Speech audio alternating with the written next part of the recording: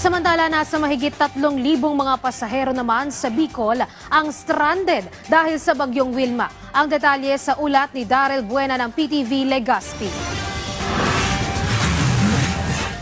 Nakapila ang mga cargo trucks at iba pang mga sasakyan sa Maharlika Highway malapit sa Matug Port sa Sorsogon matapos na kanselahin ang biyahe ng mga ro-ro vessels na papuntang Visayas. Sa ngayon, nakataas ang Tropical Cyclone Wind Signal number 1 sa naturang lalawigan kasama ang iba pang probinsya sa Bicol Region dahil sa bagyong Wilma na huling namataan na nasa karagatang malapit sa Eastern Samar.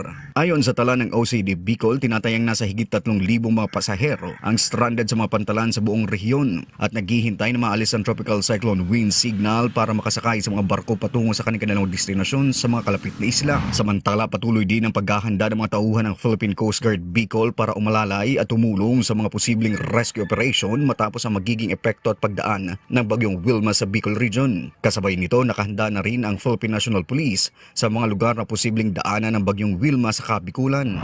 Nakatas na din sa red alert status ang Office of the Civil Defense Bicol para sa mas pinaigting na paghahanda ng kanilang tanggapan, katuwang ang iba't ibang ahensya ng pamahalaan at mga partner volunteers sa buong rehiyon. Mula sa PTV Legazpi, Daryl Buena para sa Pambansang TV sa Bagong Pilipinas.